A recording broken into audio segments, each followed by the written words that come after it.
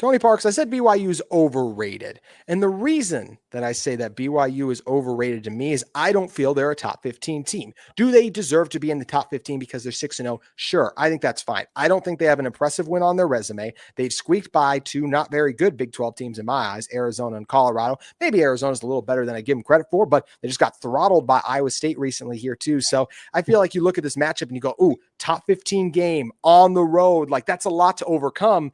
I don't feel like this BYU team is anything crazy, hence why the Utes are favored in this game. I have a lot of questions about this Cougars team, that this is by far BYU's first real test against this Utah team this year. Yeah, so Utah, 3.5-point favorite. And I know you just mentioned that. I'm not surprised by that. I'm not. I think Utah, when I watched them earlier in the year, and if I were to, gauge the two teams and look at them and watch them, and I think Utah is the more physical team. I think Utah's best at their absolute best, which is what I just watched, is better than BYU's absolute best right now. And I don't think that's by a mile. I don't think they have a landslide advantage in that area, but I do think that they're 3.5 points better, right? I don't think that's a crazy line by Vegas whatsoever. This game, it's going to be interesting to see how it ends up going. I like Utah physically in this game. I love Jay Hill's second half adjustments, and I thought he was the MVP of the game last year, right? And whose biggest strength outweighs the other over the course of 60 minutes? That's what we're going to find out. What kind of game plan do they have for these two quarterbacks who have proven to have some great explosive abilities, but have also shown that they are not a complete product altogether, all around yet. So that's going to be fun to see in this game. You can make the argument for BYU to be that way. When I was voting, what I would always say is, okay, that's fine. Which teams beneath them have been able to show in your mind that they are better, right? Is it Vanderbilt, who had that great win at South Carolina at the time? I think South Carolina was ranked 7th. I forget what they were at that time when they won that game, right? So is it that win there? Like, you can certainly make the argument for it. What I'll say is, right now they're 15th and the sample size is too small, which happens at this time of the year, right? So you're trying to, as a voter, gauge with this many games and this many schedules, which are off kilter, and some teams have had a bye and some teams haven't. And so they end up in the 15th spot. What I think is exciting is Utah, who I think came in at 23 in the AP ballot, looked like a top 15 team at times in that game that I watched this past Saturday, right? So what's fun is we're going to find out, as these games continue to be played. You can make the argument for it that BYU shouldn't be as high as 15. I would have them in the teens if I kind of think to it. I would have them in the teens somewhere. They're deserving of a high ranking in terms of that. They're deserving of being on the outside looking in for the playoff picture, if you will, if you're talking 12 teams, because they haven't sold me on that in terms of explosive abilities yet. But what's cool about that is, I always bring this up. The 08 Utes were two very different teams. They were the first 9 games and they were the last 4 games. And people forget that all the time. They beat Weber State like 37-20. They were clinging to beat New Mexico like 13-10. They did everything they could to blow a game against Air Force. And I know this is a different era, but my point is, does BYU have another few levels, right? Do they hit their stride this week like Utah hit their stride this past week? So that is still to be determined coming up in this game. And obviously everybody's going to be hyped up and at a fever pitch to play at a high level. You mentioned a new era, but we see that happen in today's college football. I saw Notre Dame lose to Northern Illinois last year, national title bound. I saw UCLA. Yeah, right. I saw UCLA be awful, and now they're part of the reason James Franklin doesn't have a job at Penn State anymore. So I still can't believe what I've watched with UCLA. I can't either. Have a pulse, and now they're playing like this. Yeah. So to your point, BYU, it wouldn't even be that big of a turnaround like these teams we're talking about. We're just talking about an enhancement. So what I've watched with BYU, this is a good football team. Yeah. So I always pause when someone says overrated, because I'm like, well, overrated based on somebody else's ranking of them, because there are some voters who don't even have them ranked, if I remember right. So maybe they're kind of all over the map in terms of how people have ranked them in the ballot. But I look at it and say, no, they're in the teens. They deserve a lot of credit for being 6-0. That was a great gutsy come from behind win like they had at Colorado. I thought that was great. I thought it showed a lot. But then to your point, they also showed some blemishes in that game that help you understand that they're a 6-0, but they're not a dominant 6-0. They're just a 6-0 team that's found ways to win football games. So what's great about that is I think they have a few more levels that they can hit. Just like Arizona State, I thought that last week, and Utah. And we'll find out what they're going to be. I'm more curious about what BYU is going to be in this game. Because I think I know what I just watched last week. I think that's what Utah is going to be.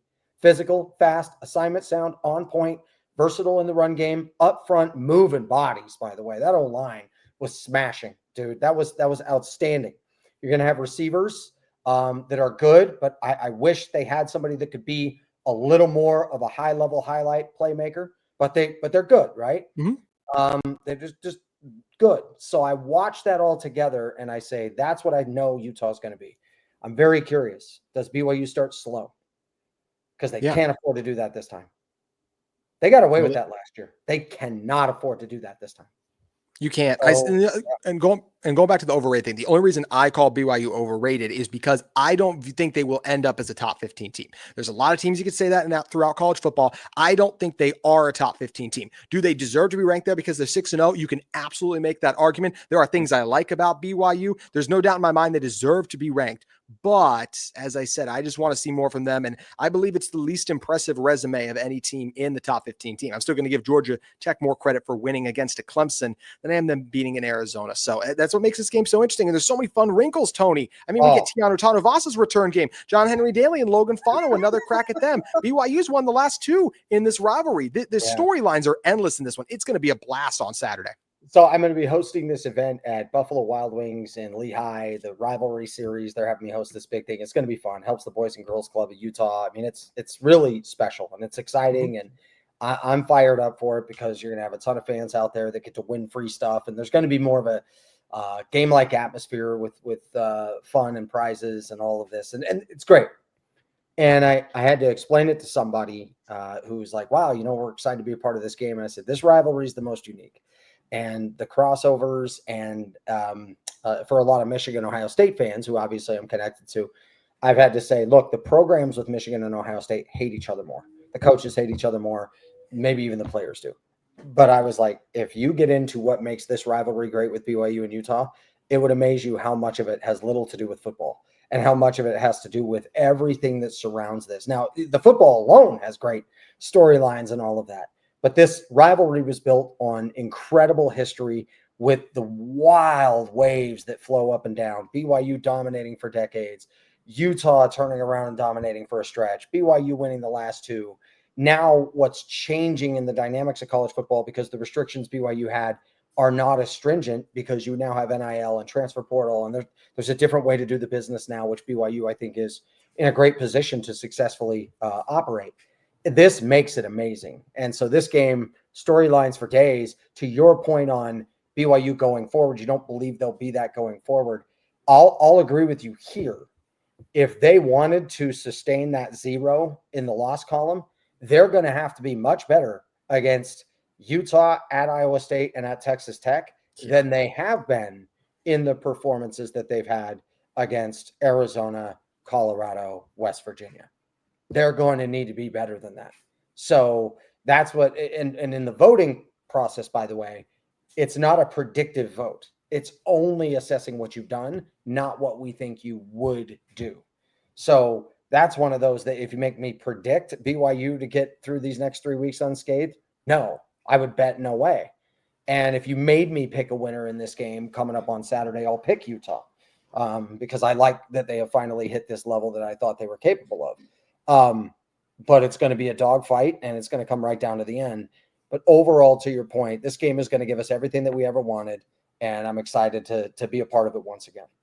That's awesome. You're involved with it there, and I can't wait for this game. Like I said, I mean, I just want to see more from true freshman quarterback. Their offensive line has not blown me away. They've been fine. I think the defense is legit. I'm not going to tell you anything about the top 10 defense they have. It's been spectacular. I need other receivers outside of Chase Roberts. Parker Kingston, at times, he does something, and then at other times, he's not always there. So I think those are fair questions, just like Utah's passing game needs to step up more. But at the end of the day, both, what were you going to say? Go. I was just about to say, look, last year, Utah won the game physically. They won the game physically, and I thought soundly, by the way. And I know some BYU fans may want to disagree with me on that. That's fine. I watched it, and I thought, wow, Utah owned this game physically. And Jay Hill, with his adjustments in the second half defensively, and then the timeliness of their offensive plays, clearly caught a break with a huge timely penalty that continue to drive. I know BYU needed the breaks to all go their way, combined with an experienced quarterback who knew how to make big plays at some key moments. This time you're talking a much younger quarterback. You're talking about a different situation. And I think Utah will win the game physically again. So all those question marks you have when you're like, I don't know about this, I don't know about that. Oh, yeah, if I was a BYU fan, I'd be very concerned about all those things you've just mentioned. Because I think what you're saying is spot on. And those are the bigger – that's why I said going into this game, I have more questions and I'm more concerned about what we're going to see from BYU than what we're going to see from Utah. It's going to be so much fun to finally get this one underway on Saturday. This is a 365 type of rivalry. This rivalry is talked about and discussed on a daily basis, and this is the most important game they play on the year. Today's episode of Locked On Utes is brought to you by Wayfair. The holidays are going to be here before you know it, which is exciting, but getting your home ready for guests and celebrations can feel like a lot. Maybe your serveware needs a refresh or the guest room could use new bedding. Wayfair has everything you need to get your home ready for the holiday season, from Christmas trees and wreaths to bedding, cookware, and even outdoor inflatables. It's your one-stop shop for every room in the house. Wayfair makes it easy to personalize your home for the holidays with huge selections from every style and budget. And with free and easy delivery, even on the big stuff, you can get everything you need without the hassle of huge delivery fees. The delivery is fast and free too, which was a lifesaver during the holiday season. Now, instead of stressing about getting the home ready, you can actually enjoy the holidays with friends and family. Get organized, refreshed, and ready for the holidays for way less. Head to wayfair.com right now to shop all things home. That's WAYFAIR.com. Wayfair, every style, every home with Wayfair.